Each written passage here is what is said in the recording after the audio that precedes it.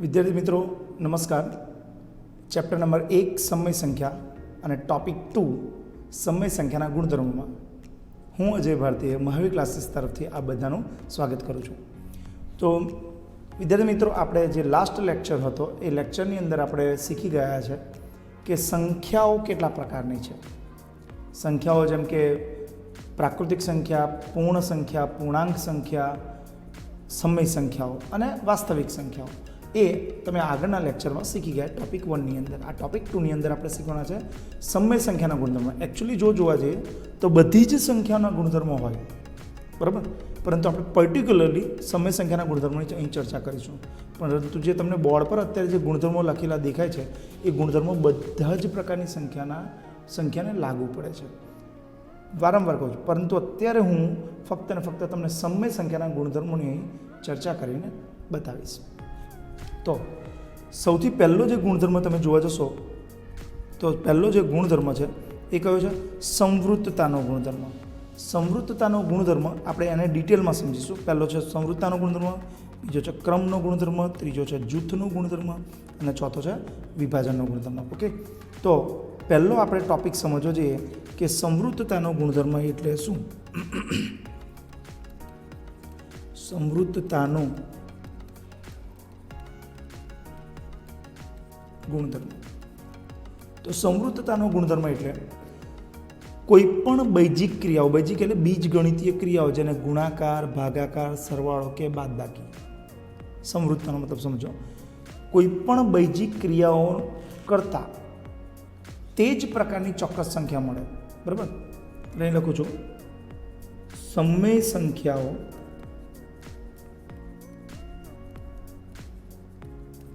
નો બૈજિક પ્રક્રિયા કરતા સમય સંખ્યા ખ્યાલ જ મળે તો તે સંખ્યાઓ અથવા સમય સંખ્યાઓ સંવૃત્તતાના ગુણધર્મનું પાલન કરે છે. બરાબર, જોઈએ શું કીધું મેં, જરાક જો. સમય સંખ્યાઓનો બૈજિક પ્રક્રિયા કરતા, બૈજિક પ્રક્રિયા એટલે શું? બૈજિક પ્રક્રિયા, બૈજિક પ્રક્રિયાનો મતલબ શું થાય કે સરવાળો, બાદબાકી, ગુણાકાર અને ભાગાકાર, બૈજિક પ્રક્રિયાઓ કરતાં સમય સંખ્યા જ મળે. સમજો, એટલે કોઈ પણ બે સમય સંખ્યા લો, એનો સરવાળો, બાદબાકી, ગુણાકાર કે ભાગાકાર કરો અને અંતે સમય સંખ્યા જ મળે તો આપણે એવું કહી શકીએ કે તે સમય સંખ્યાઓ શેનો? સંવૃત્તતાના ગુણધર્મોનું પાલન કરે છે. ઓકે, બૈજિક પ્રક્રિયા કરતાં સમય સંખ્યા જ મળે, ઓકે, તો તે સંખ્યાઓ સંવૃત્તતાના ગુણધર્મોનું પાલન કરે છે. અને તે સંખ્યાઓ એટલે કઈ? સમય સંખ્યાઓ. તો આપણે એક ઉદાહરણ લઈને ગણતરી કરીએ. સમજીએ કે એક સંખ્યા એ બરાબર મારી પાસે છે 2 પણ એ સમય સંખ્યા કહેશે, અને બી છે મારી પાસે -3 પણ સમય સંખ્યા છે. ઓકે, તો સૌથી પહેલો હું કોનો નિયમ પાલન કરીશ? મારી પાસે આ બે સંખ્યાઓ છે, તો પહેલો હું નિયમ વાપરું છું આમાં સંવૃત્તતાના ગુણધર્મનો પહેલી બૈજિક ક્રિયા લઉં છું, સરવાળાની. તો સરવાળો કરો, a વત્તા b. અહીં વાત થઈ ગઈ 2 અને 3 શું છે? સમય સંખ્યાઓ છે. તો આ બેનો સરવાળો કરશો, 2 અને 3નો સરવાળો કરશો તો શું આવી જાય? સમય સંખ્યા. તો a વત્તા b કરો, તો 2 વત્તા -3 એટલે શું મળશે? 2 ઓછા 3 એટલે શું મળશે? -1. તો આ -1 જે છે એ શું છે? સમય સંખ્યા છે કે નથી? ઓકે, સમય સંખ્યા છે. ચલો એક હજુ ઉદાહરણ લઉં સરવાળો કરતાં, થોડુંક અઘરું લઉં કે એ છે મારી પાસે 2/3 અને બી છે મારી પાસે 1/5. તો એ અને બી સમય સંખ્યાઓ છે, એ બેનો સરવાળો કરો તો a વત્તા બી બરાબર 2/3 ઓછા 1/5. લસા કેટલો આવશે? 5 અને 3નો લસા આવશે 15. ઓકે, ચલો આ 3 છે ને અહીં 5 છે, રાઈટ.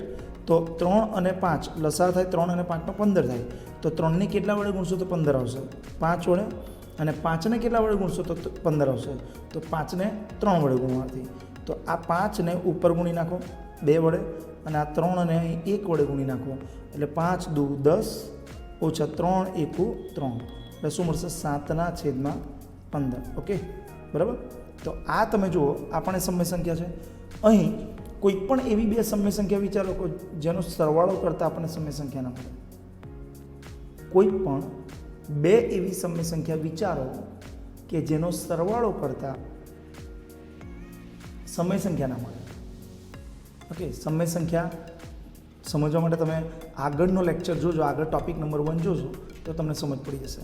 ઓકે, તો એવું કહી શકાય છે કે સરવાળો કરતાં જે તે બે સમય સંખ્યાનો સરવાળો કરતાં સમય સંખ્યા જ મળે, માટે સરવાળો એ સંવૃત્તાના ગુણધર્મોનું પાલન કરે છે.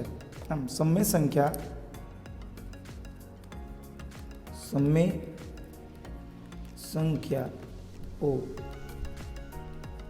સરવાળા વિશે સંવૃત્તાના ગુણધર્મનું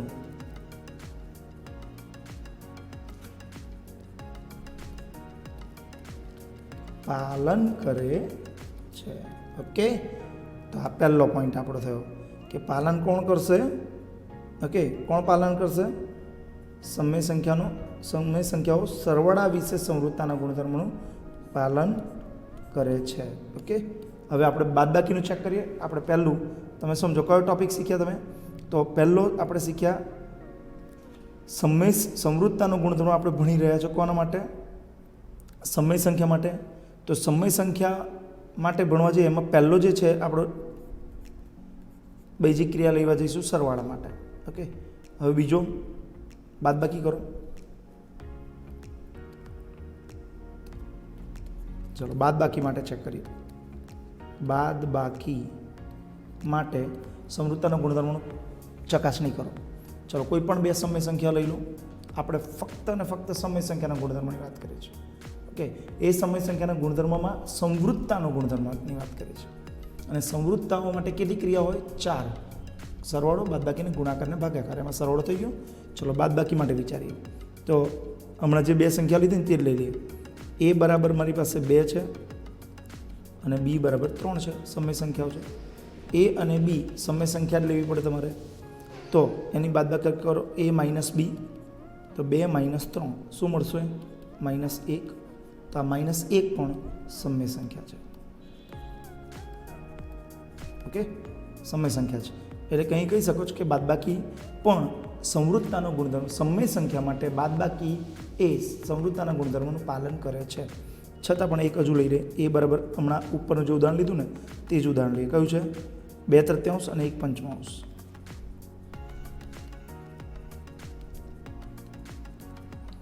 ઓકે, અને બધી જ સંખ્યાઓ પાલન કરવી જોઈએ, યાદ રાખજો.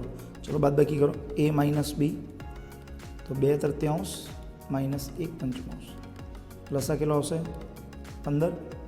હમણાં શીખવાડ્યું રીતે 3 છે તો કેટલા ગુણશો? 5 વડે ગુણશો, અને અહીં કેટલા? 3 વડે ગુણશો. તો ઉપર ગુણો અને ઉપર ગુણો.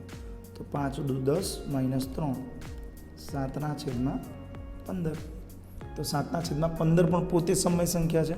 ઓકે, તો બે સમય સંખ્યાઓ, આ જે બે સમય સંખ્યા હતી એ બે સમય સંખ્યાની બાદબાકી કરી તો શું મળી તમને? સમય સંખ્યા મળી. એટલે એવું કહી શકાય કે બાદબાકી સમય સંખ્યા માટે બાદબાકી સંવૃત્તાનો ગુણધર્મનું શું કરે છે? પાલન કરે છે. ઓકે, સમજાઈ ગયું? એટલે સરવાળો તો પાલન કરે જ છે, બરાબર. અને હવે બાદબાકી પણ સંવૃત્તાના ગુણધર્મનું પાલન કરે છે. ઓકે, જોઈ લો. સમય સંખ્યા માટે બાદબાકી સંવૃત્તાના ગુણધર્મનું પાલન કરે છે. ચલો હવે ત્રીજું કઈ લઈએ. બેઝિક ક્રિયામાં સરવાળો આવી ગયો, બાદબાકી આવી ગઈ, ગુણાકાર આવ્યો નથી આવ્યું. ચલો તો ગુણાકાર સ્ટાર્ટ કરીએ. ત્રીજું ગુણાકાર માટે તમે ગૂંચવાઈ જશો. આપણે ફક્ત ભણી રહ્યા છે સમય સંખ્યા વિશે જ, અને સમય સંખ્યામાં પણ એક જ ગુણધર્મની વાત કરીએ, સમૃદ્ધતાનો ગુણધર્મ. તો સમૃદ્ધતાનો ગુણધર્મ શું છે કે કોઈ પણ બે સંખ્યાની બૈજિક ક્રિયા કરતાં, કોઈ પણ બે સમય સંખ્યાની બૈજિક ક્રિયા કરતાં શું મળવું જોઈએ? સમય સંખ્યા મળી જોઈએ. તો એવું કહે કે સમય સંખ્યા એ સમૃદ્ધતાના ગુણધર્મનું પાલન કરે છે. પણ હવે ગુણાકારનું ચેક કરીએ તો એ કોઈ પણ, અહીં આપણે વ્યાખ્યા લખી છે જુઓ,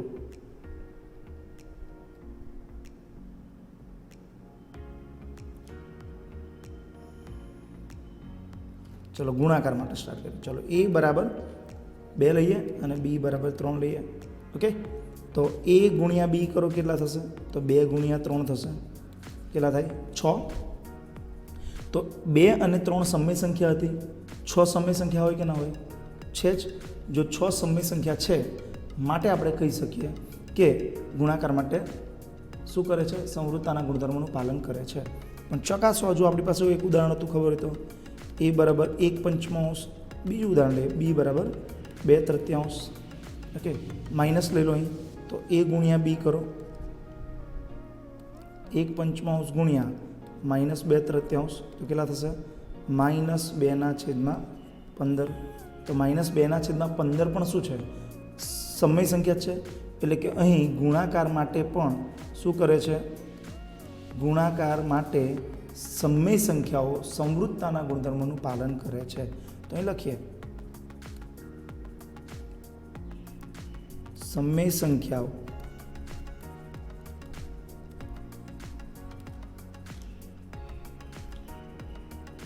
ગુણાકાર માટે સમૃદ્ધતાના ગુણધર્મનું પાલન કરે છે.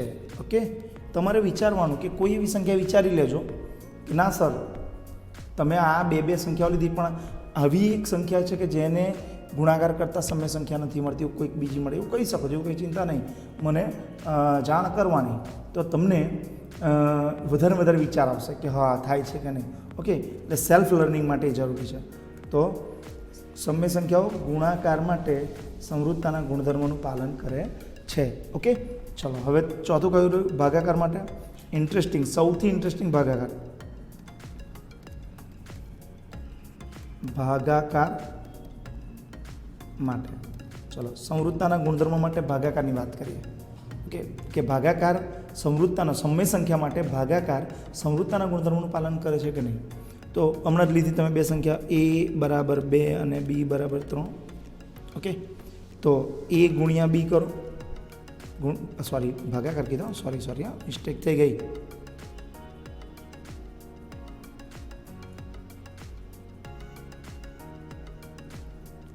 તો એ ભાગ્યા બી, અથવા તમે આવું પણ લખી શકો છો ને, એ ભાગ્યા બી. ઓકે, તો 2/3. તો 2 તમે જો સમય સંખ્યા છે, 3 સમય સંખ્યા છે, તો 2/3 પણ શું છે? સમય સંખ્યાઓ. એટલે એવું કહી શકો અહીં જોઈને કે ભાગાકાર પણ સમૃદ્ધતાના ગુણધર્મોનું પાલન કરે છે. પણ થોડુંક હજુ આગળ વિચારો. આગળ જે સંખ્યા હતી એવી રીતે એ બરાબર 1/3, બી બરાબર -6/5 આ લઉં છું. ઓકે, ચાલો તો આગળ જોઈએ શું થાય છે. તો એ ભાગ્યા બી, તો એ ભાગ્યા બી એટલે શું? 1/3 ભાગ્યા -6/5. હવે 7મામાં એક ગુણધર્મ શીખી ખબર હોય તો કે આ ભાગાકારને ગુણાકારમાં જો તમારે ફેરવવું હોય ને, તો આ જે પાછળની સંખ્યા કરીને એને ઉલટાવી દેવાની, વ્યસ્ત કરી દેવાની. એટલે 1/3 આ ભાગ્યાને શેમાં ફેરવી દો? ગુણ્યામાં. તો આ જે સંખ્યા છે ને આ એ ઉલટાઈ જશે, એટલે -5/6. તો જવાબ શું આવશે? -5/18. તો વિચારો -5/18 જે 18 છે એ સમય સંખ્યા છે કે નહીં? ઓફકોર્સ છે જ, એવું કહી શકાય, રાઈટ. પણ કોઈ એક એવી સંખ્યા છે જેના વડે તમે ભાગાકાર કરો તો તમને સમય સંખ્યા ના જ મળે. વિચારો, અને હું એને હાઇલાઇટ કરીને લખું છું. હું શું? તો તમે જોજો, એ બરાબર કોઈ પણ સંખ્યા ધારી લો, કોઈ પણ તમને ફાવે તે ધારી લો. ધારો કે 5 તમે ધારી લો, તમે કોઈ પણ લઈ શકશો. અને બી બરાબર લઈ લઉં છું 0. તો 5 પણ સમય સંખ્યા છે અને 0 પણ સમય સંખ્યા છે. તો એ ભાગ્યા બી એટલે કે આવું લખાય, એ ભાગ્યા બી માટે 5 ભાગ્યા 0. હવે 0 વડે કોઈ પણ સંખ્યાનો ભાગાકાર ઇમ્પોસિબલ. 0 વડે કોઈ પણ સંખ્યાનો ભાગાકાર શક્ય નથી, માટે આને લખી શકો છો અવ્યાખ્યાયિત. શું લખાય? અવ્યાખ્યાયિત. એટલે ફક્ત 0 એવી સંખ્યા છે જેના વડે ભાગાકાર થતો નથી, એટલે એવું કહી શકાય કે ભાગાકાર સમૃદ્ધતાના નિયમનું પાલન કરતો નથી. અહીં લખું છું, જોજો. આમ ભાગાકાર એ સમય સંખ્યા માટે, કારણ કે આપણે સમય સંખ્યા નહીં, સમય સંખ્યા માટે સમૃદ્ધતા ના ગુણધર્મનું પાલન કરતો નથી. ઓકે, તો અહીં તમે સમજી ગયા કોણ કોણ પાલન કરે છે? સરવાળો. સમય સંખ્યા માટે સમૃદ્ધતાના ગુણધર્મનું પાલન કોણ કોણ કરે છે? સરવાળો, બાદબાકી, ગુણાકાર અને ભાગાકાર. એટલે આપણે એક ટેબલ બનાવી લઈએ. એક ટેબલ બનાવીએ. કેવું બનાવીએ? સમૃદ્ધતાના ગુણધર્મો માટે.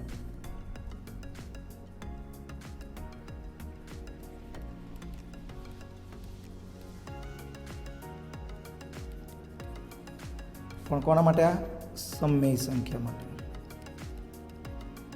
ચલો, ગુણાકાર. સોરી, પહેલાં આપણે સરવાળો લઈ લઈએ.